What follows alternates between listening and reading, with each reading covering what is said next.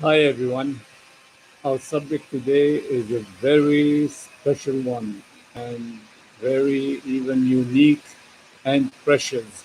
It's about Al-Khudr in Islam. In Arabic we call Al-Khudr, known in in English and in Latin culture, Saint George. Saint George.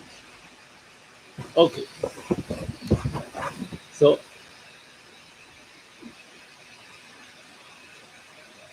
I would start like, have we ever wondered about who Saint George, known in Islam as Al Khudr, who is he? Is he a prophet, a scientist, a caretaker, or what? Ever been surprised why was it said that he is the wisest, the knowing, and the merciful more than a prophet? When we read verse number 60 of Surah 18, which says, "Behold, Moses to his attendant said, I will not give up until I reach the junction of the two seas." This is an event. Like, do we ever ask ourselves, why did Moses insist on getting to the point where he will meet St. George? Because at that particular point where the two seas meet,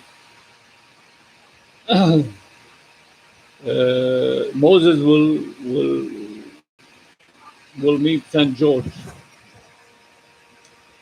And why Moses in particular from all other prophets? Surely this special story must be more meaningful than this. I mean, these are questions, yes, legitimate, but then I mean, the real meaning of all this is definitely something else or bigger than this. Let us dive deep to explore and find out. Is there an enigma really behind it? What about causes? What about the reasons why? We can say convincingly St. George was on an assigned mission, of course, whereby prophets and messengers have no knowledge of, or any impact or influence at all, but rather we are facing the world of reality, the world of truth, the inescapable. In other words, the fate of humanity, the fate of everything, which is a mystery or at least a mysterious issue. This meeting between St. George and Prophet Moses is something of an exceptional nature and objective. In it, we find answer to one of the most difficult questions known to mankind. Why did God create good and evil, richness and poorness, happiness and misery, wars and agony, wellness and sickness? Why do children die horribly or casually? How does fate function?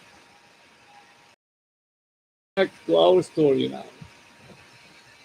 When about those questions, some that good old St. George is a personification of fate,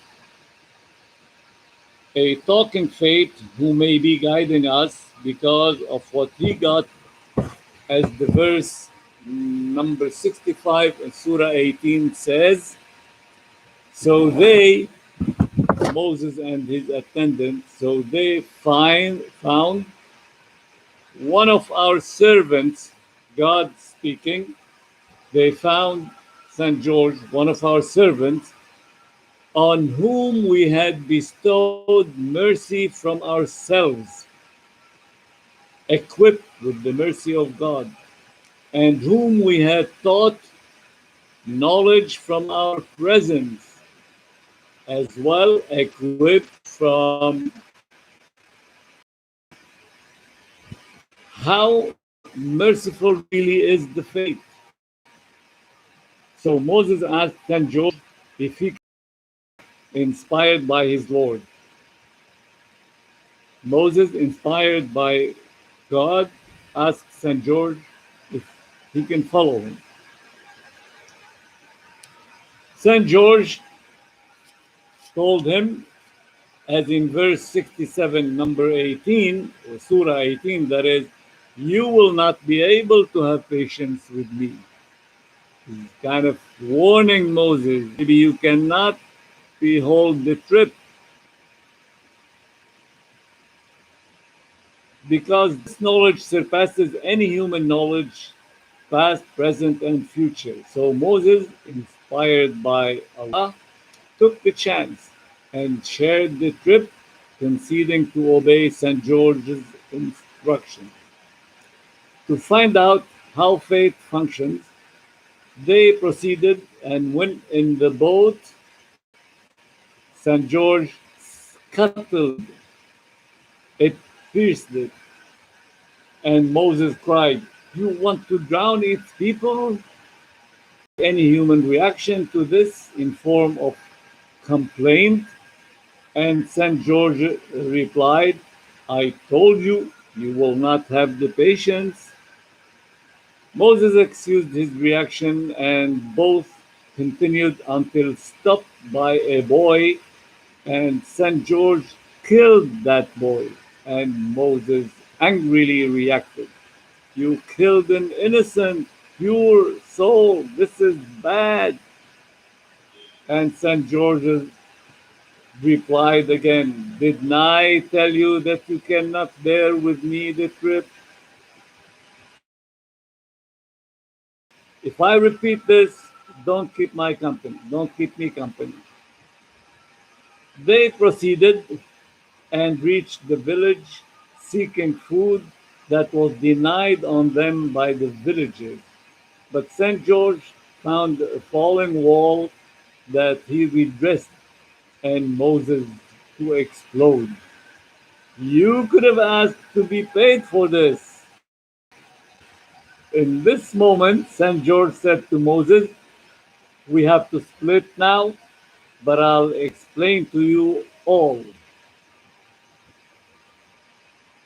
And it is explained in this in verses, as in verses 78, number 18 as well.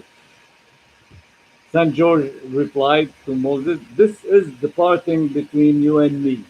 That's what the verse said. But I'll tell you the interpretation over which you were unable to hold patience. Of course, you want to justify the acts that he did.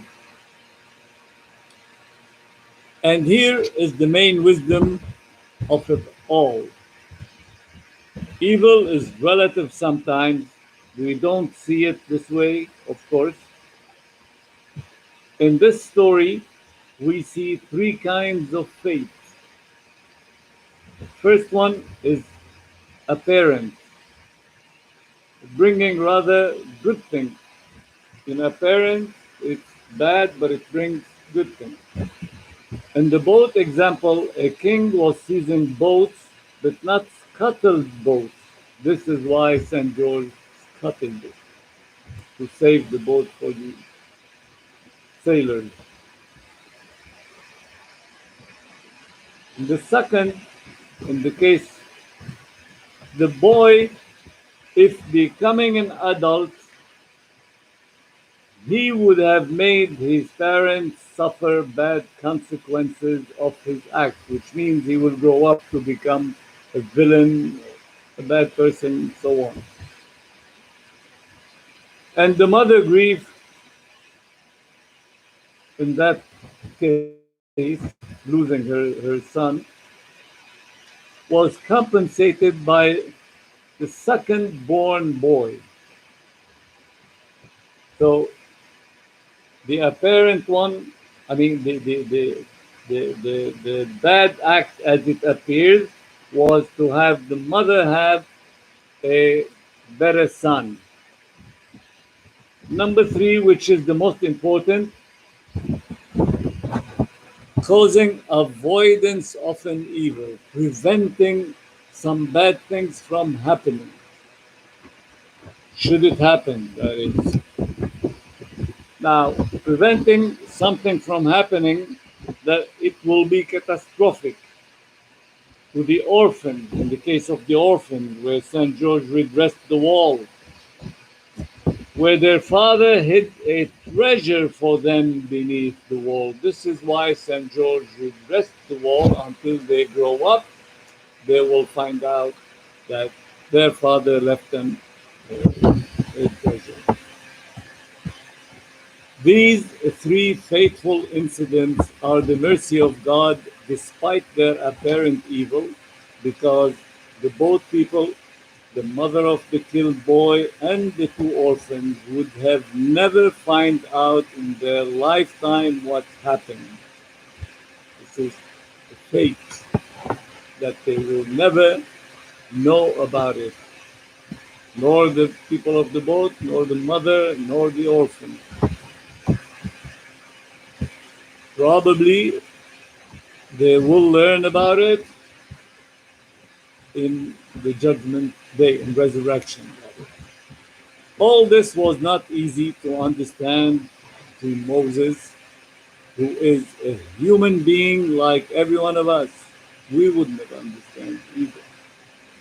So if we accept contentedly the faith which is indispensable, we will have peace in our hearts and belief in our mind that someone is taking care of all, providing us tranquility, as explained in the verse 27, 28, 29 of Surah 89, when God said, O soul, in rest and satisfaction, come back to your Lord, well pleased and well pleasing unto him.